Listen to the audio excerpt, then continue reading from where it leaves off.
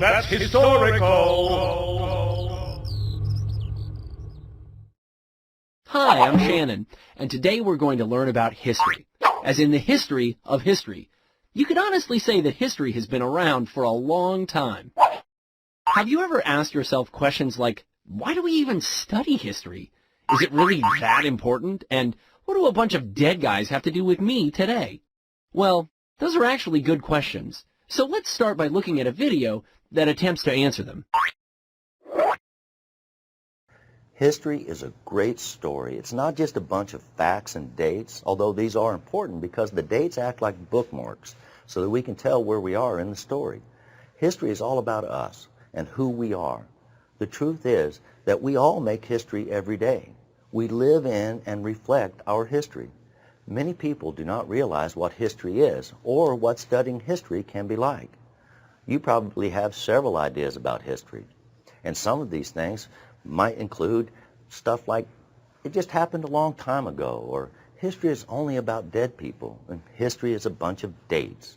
History is not relevant to my life, or even history's boring. So let me talk about each of these points and try to prove that all of these ideas are wrong. History isn't just about stuff that happened a long time ago. It is happening all the time, right now, a minute ago, yesterday, and yeah, some of it happened thousands of years ago. But history is not just about dead folks. Everyone is caught up in history. The people change the course of history every day. Dates are important to the study of history, but they're not the most important thing. Dates help keep things in order and act as signposts for major events. Just like the dates in your life are important, they mark off important events and milestones like your first birthday, your first steps, or your first day at school. History is relevant to your life, and more directly now than you might realize. The United States is involved in the global war on terror and is fighting in Iraq and Afghanistan. If we need soldiers, the Congress might reinstate the military draft, which means that many of you could find yourselves in the military, whether you want to be there or not. So the war in Iraq, a major event in contemporary history, would touch your life in the most direct way possible.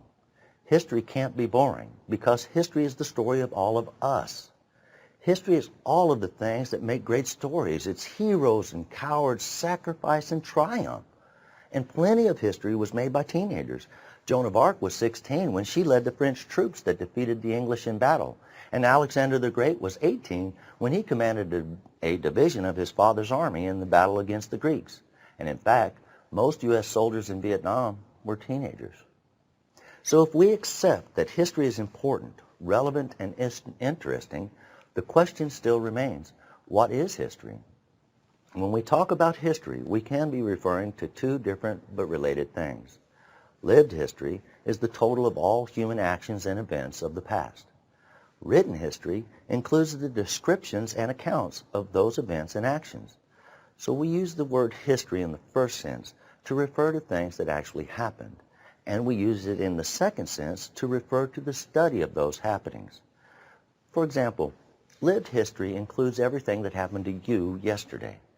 But written history would include what you wrote in a journal or diary about what happened to you.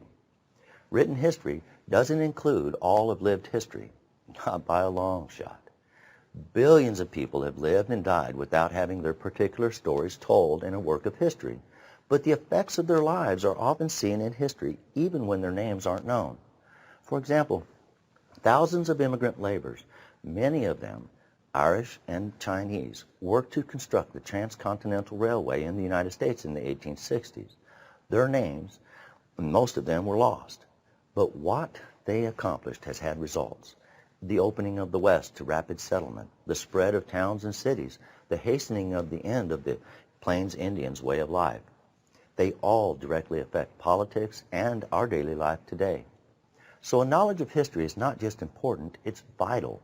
As Cicero, the Roman senator and orator, put it, to be ignorant of what happened before you were born is to remain always a child. In the next several lectures, we're going to take a look at how historians, the people who write history, go about putting the story of all of us together.